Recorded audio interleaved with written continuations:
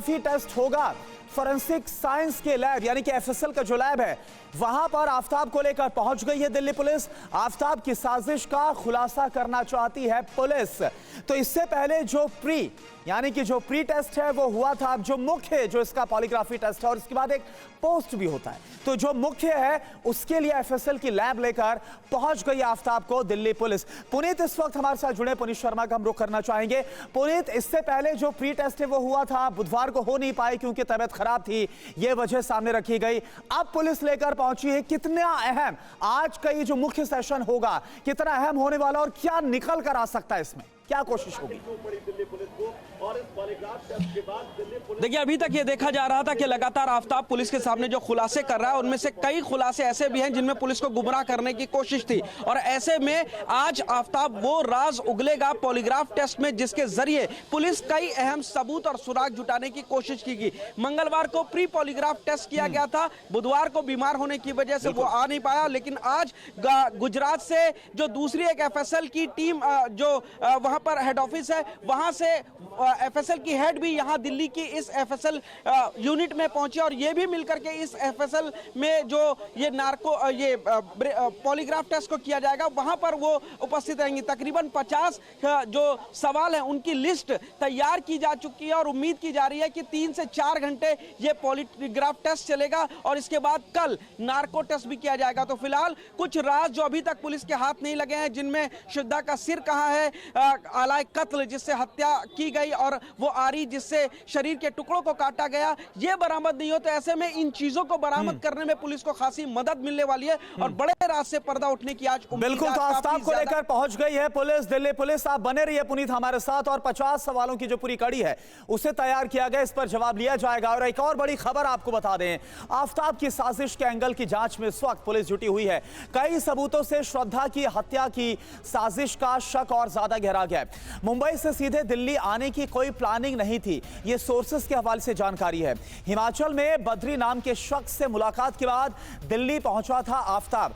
जंगल के पास वाले छतरपुर इलाके में आफताब ने फ्लैट लिया। तो क्या यह किसी प्री प्लानिंग का हिस्सा था? क्या पहले से ही यह सोच विचार के रखा हुआ था इसने आफताब ने? यह बड़ा सवाल है आरोपी की तरफ से। साजिश का एंगल साबित होने पर धारा 120B जोड़ेगी पुलिस।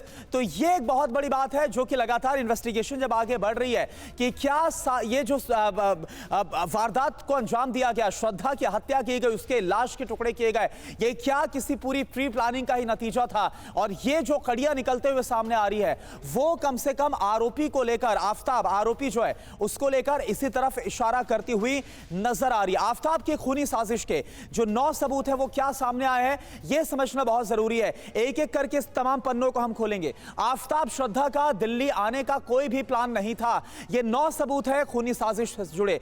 अगला पन्ना क्या बताता है? दोनों मुंबई से किसी हिल स्टेशन के लिए निकले हुए थे, यानी कि दिल्ली आने का कोई प्लान नहीं था। हिमाचल में आफताब की मुलाकात दिल्ली के छतरपुर के रहने वाले किसी बद्री नाम के शख्स से हुई थी। इसके बाद बद्री से मुलाकात के बाद आफताब दिल्ली आने का जो प्लान है वो बनाते हैं। तो आप देखिए, ये जो हम एक एक राज है वो आपके सामने रख रहे हैं। 5वीं बड़ी बात क्या थी? 8 मई को आफताब श्रद्धा दिल्ली आकर पहाड़गंज के एक होटल में रुकते हैं, वहां पर रूम लेते हैं और बाद में आफताब छतरपुर में एक ऐसा फ्लैट लेता है, ये गौर करिए जो यहां पर ये निकला इस पन्ने में लिखा हुआ है, ऐसा फ्लैट लेते हैं जहां पर आसपास जंगल है। छतरपुर में फ्लैट लेने के तकरीबन 10 दिन के भीतर ही श्रद्धा की हत्या हो जाती है। आसपास जो महरौली और छतरपुर का जंगल है वहां से आपने देखा कैसे शवों के टुकड़े बरामद हुए। शव को ठिकाने लगाने के लिए आफताब ने पूरी प्लानिंग को रचा हुआ था।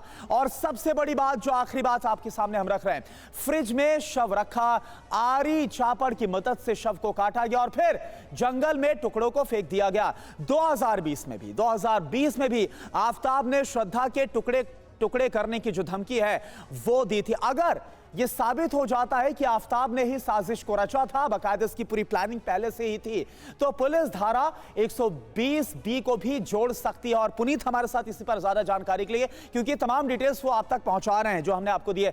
पुनीत, ये बहुत अहम है कि ऐसा ये लग नहीं रहा कि ये कोई कोल्ड ब्लडेड मर्डर था। ये साफ नजर आ रहा है कि किस तरह से पहले से एक बड़ी साजिश को रचा गया था। ये कड़ियां तो उसी तरफ इशारा कर रही हैं और ये कितना गंभीर हो जाता है अगर ये प्रूव होगा तो। देखिए इस पूरे मामले में एक चीज साफ हो जाती है, जैसा कि शुरुआत से आफ्ताब कह रहा है कि फिट ऑफ रेज यानी गुस्से में अचानक आकर के उसने कत्ल किया, ऐसा पुलिस को बयान दिया। लेकिन जिस तरीके से उसकी बॉडी लैंग्वेज है, जिस तरीके से वो व्यवहार कर रहा है, जिस तरीके से इत्मीनान से वो लॉकअप में सो रहा है, पुलिस हिंदी में सवाल करती है, वो इत्मीनान से अंग्रेजी में जवाब देता है। और जो तमाम इन्वेस्टिगेशन में क्लियर होता जा रहा है कि ये फिट ऑफ रेज यानी गुस्से में किया हुआ कत्ल नहीं, बल्कि सोची समझी प्लानिंग के तहत किया गया था। ये एक तरफ इशारा कर रहा है कि ये जो कत्ल हुआ है श्रद्धा का, ये कहीं ना कहीं अचानक से किया हुआ कत्ल नहीं था। इसके लिए एक बड़ी लंबी प्लानिंग की गई थी और इसीलिए अगर ये साबित हो जाता है कि ये प्लानिंग के तहत किया गया था तो क्या आपके पास कोई इंफॉर्मेशन आज जो तमाम सवालों की कड़ी उसमें यह भी समझा जा सकता है, यह भी पूछा जा सकता है? जी बिल्कुल, सबसे बड़ी बात यह है कि 18 सवाल उससे अभी तक पूछे जा चुके हैं, जो कि श्रद्धा को कैसे जानता था, कब जानता था, कहां वो उसके साथ रहता था, दिल्ली कब आया। ये वो छोटे और हल्के सवाल थे जिनका वो आसानी से जवाब दे। लेकिन आज अगर जो श्रद्धा के डायरेक्ट कत्ल से जुड़े हुए सवाल हैं वो उससे पूछे जाएंगे कि आखिर क्या वाकई में